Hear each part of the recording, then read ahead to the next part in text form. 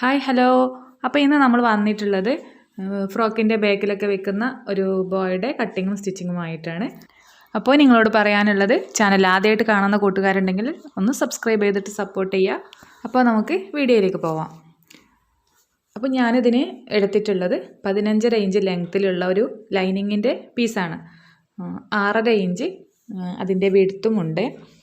അപ്പോൾ ഇത് നമ്മൾ ഒരു പീസിൽ മാത്രമാണ് ലൈനിങ് ആയിട്ട് വെച്ച് കൊടുക്കുന്നത്.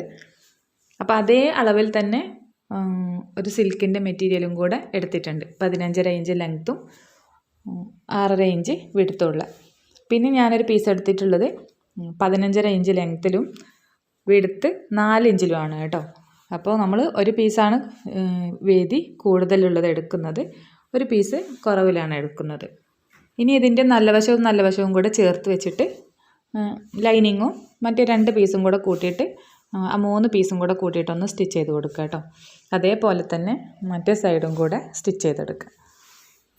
അപ്പോൾ മറ്റേ അരികും കൂടെ സ്റ്റിച്ച് ചെയ്തതിന് ശേഷം ഇതൊന്ന് മറിച്ചെടുക്കണം.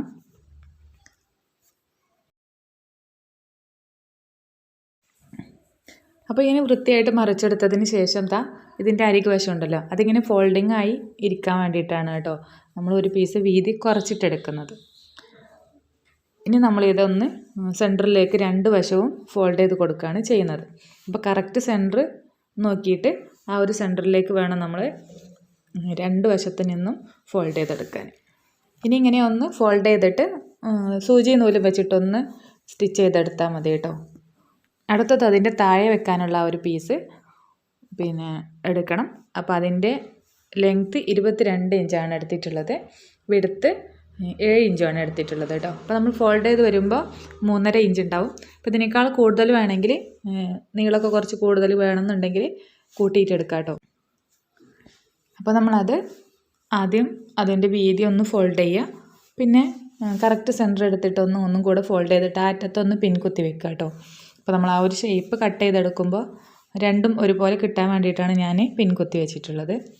ഇനി നമുക്ക് അറ്റത്ത് നിന്നും ഒരു 2.5 ഇഞ്ച് മുകളിലേക്ക് മാർക്ക് ചെയ്ത് കൊടുക്കുക. എന്നിട്ട് ഇതുപോലെ ഈ ഒരു കോണോട് മാർക്ക് ചെയ്തിട്ട് അതിലൂടെ ഒന്ന് കട്ട് ചെയ്തെടുക്കണം. പിന്നെ മുകളിലേക്ക് നമുക്ക് കുറച്ച് വീതി കുറച്ചിട്ട് എടുക്കണം.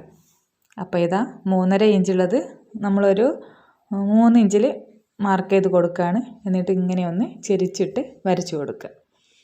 ഇനി നമുക്ക് ആ വരച്ചതിലൂടെ ഒന്ന് കട്ട് ചെയ്തെടുക്കാം. നല്ല ബാക്ക്ഗ്രൗണ്ട് മ്യൂസിക്കൊക്കെ ഉണ്ടാവും കേട്ടോ. ഇവിടെ കോഴിയും പശുവും അടുത്ത് തന്നെ ഒരു ഷെഡും കുഞ്ഞു മക്കളൊക്കെ ഉണ്ട്.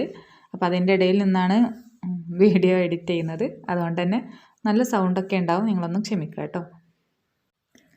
അപ്പോൾ ഞാൻ ഈ മാർക്ക് ചെയ്തതുപോലെ അതിലൂടെ ഒന്ന് സ്റ്റിച്ച് ചെയ്തെടുക്കുക. സെൻറ്ററിൽ കുറച്ച് ഭാഗം വിട്ടിട്ട് വേണം നമ്മൾ സ്റ്റിച്ച് ചെയ്തെടുക്കാൻ. ഇനി അതിൻ്റെ ആ ഒരു കോണ് വശമൊക്കെ ഒന്ന് കട്ട് ചെയ്തിട്ട് ചെറിയതായി നോച്ചിട്ട് കൊടുക്കുക.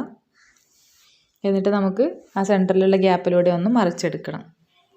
അതിൻ്റെ ആ ഒരു കോണ് ഭാഗമൊക്കെ നല്ല നീറ്റായിട്ട് തന്നെ കുത്തി കൊടുത്തിട്ടൊന്ന് ക്ലിയർ ആക്കിയിട്ടെടുക്കുക. അപ്പോൾ ഒരു പപ്പടകോലോ അല്ലെങ്കിൽ ഇതുപോലുള്ള ഈ ഒരു കട്ടറൊക്കെ ഉപയോഗിച്ചിട്ട് നമുക്ക്, അല്ലെങ്കിൽ സ്ക്രൂ ഡ്രൈവറോ എന്തെങ്കിലുമൊക്കെ വെച്ചിട്ടൊന്ന് ഷേപ്പ് ചെയ്തെടുക്കുക കേട്ടോ. അപ്പോൾ ഇതിൻ്റെ മറ്റേ അറ്റവും ഇതുപോലെ ഒന്ന് മറിച്ചിട്ടെടുക്കുക കേട്ടോ. ഇനി നന്നായിട്ടൊന്ന് അയൺ ചെയ്തെടുക്കുകയാണെങ്കിൽ നന്നായിട്ട് തന്നെ പതിഞ്ഞ് നിന്നോളും.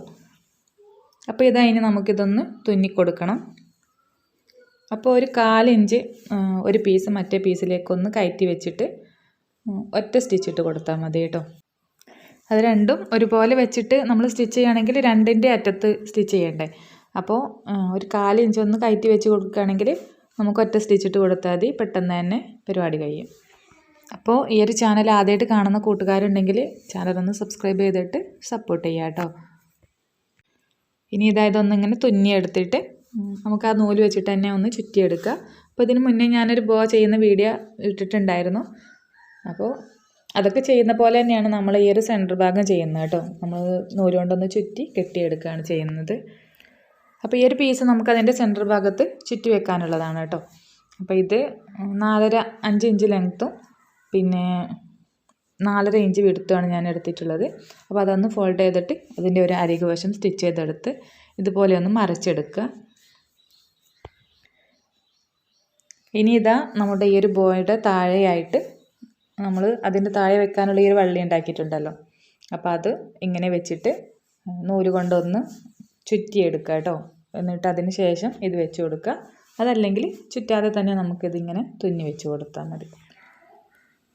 അപ്പോൾ ഇതിൻ്റെ ഒരറ്റം നമുക്ക് ഉള്ളിലേക്ക് ഇങ്ങനെ ആക്കിയിട്ട് വെച്ച് കൊടുക്കുക. മറ്റേ അറ്റം ഒന്ന് ഉള്ളിലേക്ക് ഫോൾഡ് ചെയ്തിട്ട് ഇതുപോലെ വെച്ചിട്ട് ഒന്ന് സ്റ്റിച്ച് ചെയ്തെടുക്കുക കേട്ടോ.